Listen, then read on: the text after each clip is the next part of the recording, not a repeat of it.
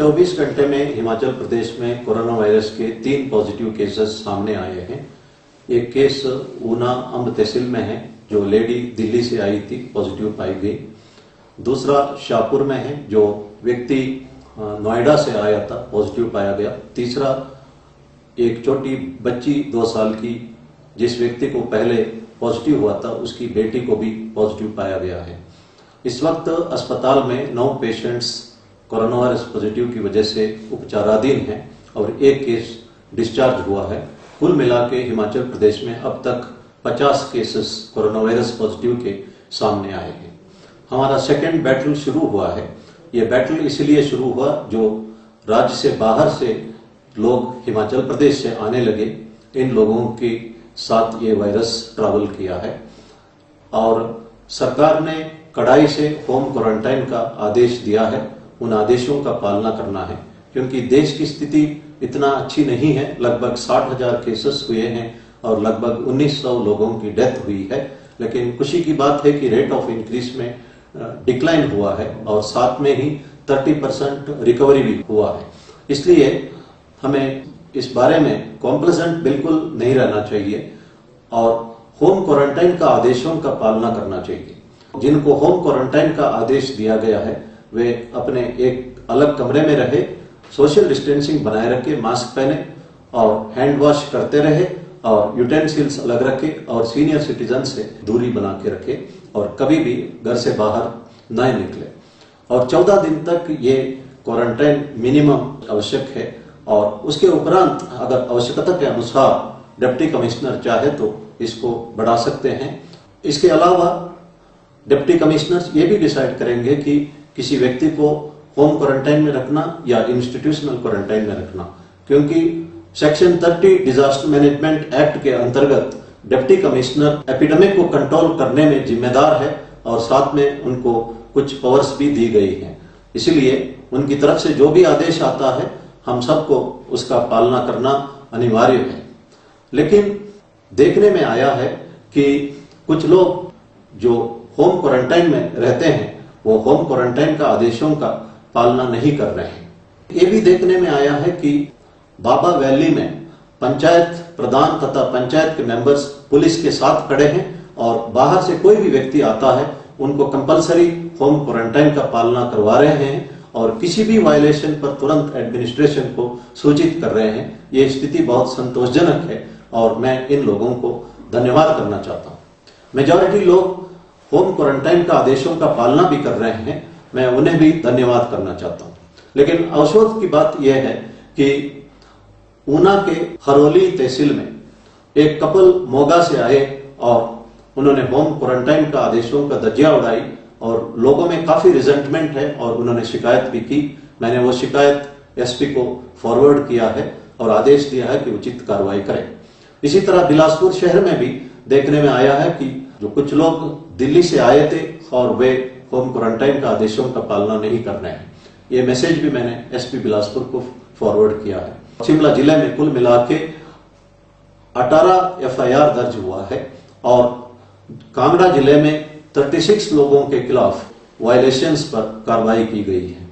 मंडी जिला के बल तहसील में एक लेडी होमगार्ड के साथ कुछ लोग कर्फ्यू रिलैक्सेशन का वायलेशन करते हुए बदतमीजी से व्यवहार किया और जिन पर एफआईआर दर्ज की गई है।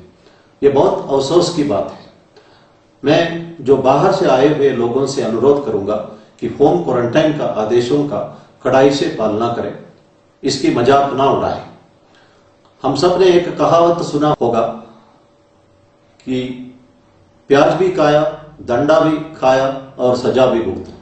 एक आदमी को कहा गया था कि सजा के बदले वो 100 प्याज खा सकता है या 100 दंडा का मार खा सकता है। उस आदमी ने कहा है कि मैं प्याज खाऊंगा। 60 प्याज खाते ही उसने कहा है कि मेरे से नहीं हो सकता है, मैं दंडा खाऊंगा। उसके उपरांत वो 60 दंडा का मार खाते हुए कहा है कि मैं सजा भुगतूंगा। जो लोग होम क्वारंटाइन में थे, हमारे पास इंस्टेंसेस है, उन्हें इंस्टीट्यूशनल क्वारंटाइन में रखा गया और उसके उपरांत वो पॉजिटिव पाए गए। उन्होंने अपना विलेज में, फैमिली में कितना टेस्ट पहुंचवाया, ये तो इस वक्त कहना मुश्किल है, टेस्ट के उपरांत ही पता लगता है। मैं ये नहीं कहता हूं कि जो पेशेंट कोरोना वायरस के पॉजिटिव निकलते हैं वो किसी सजा भुगत रहे हैं, लेकिन कानून का जो दजिया उड़ाते जिन पर मुकदमा है उनको सजा भी हो सकती है।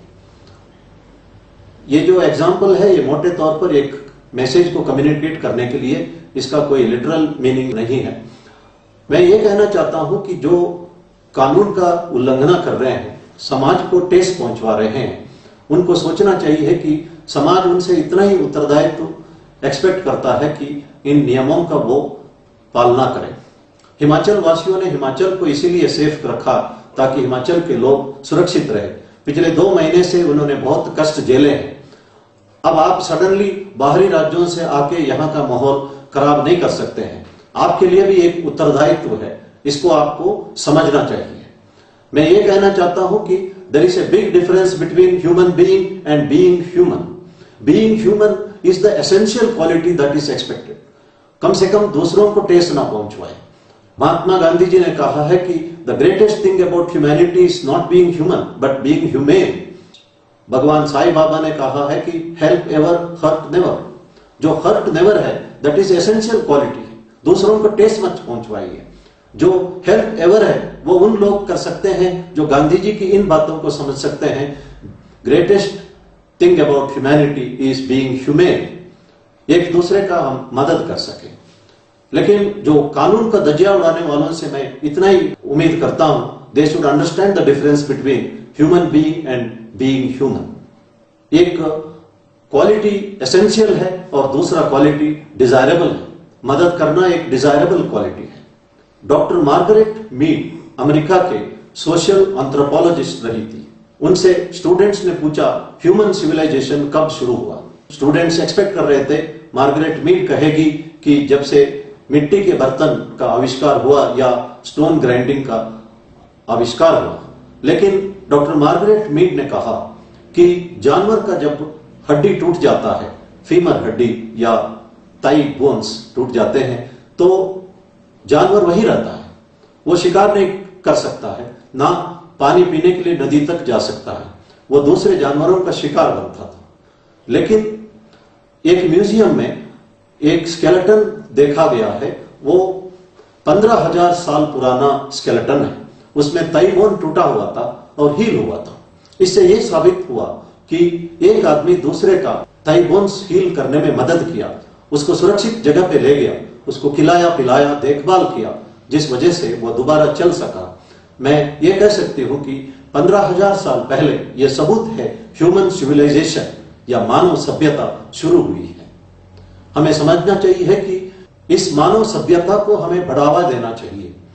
लेकिन देखने में आया है कि बड़े बड़े शहरों में रेजिडेंट वेलफेयर सोसाइटी है, वे एयरलाइन स्टाफ को, डॉक्टर्स को, नर्सेस को और पैरामेडिकल स्टाफ को, आशा वर्कर्स को, पुलिस को, होमगार्ड्स को और कोरोना वायरस पेशेंट्स के साथ डिस्क्रिमिनेशन कर रहे हैं।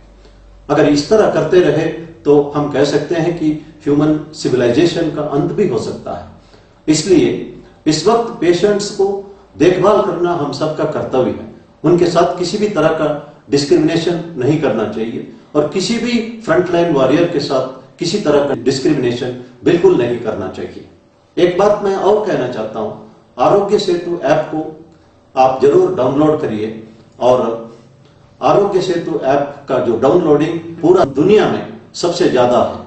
और आरोग्य सेतु ऐप में जब सेफ या लो रिस्क दर्शाता है तभी आप घर से बाहर निकलिए, और अगर मॉडरेट रिस्क या हाई रिस्क दिखाता है आपको 14 दिन का क्वारंटाइन अनिवार्य है, या जब तक आपका आरोग्य सेतु ऐप सेफ या लो रिस्क दिखाता नहीं है तब तक आपको घर में रहना आवश्यक है।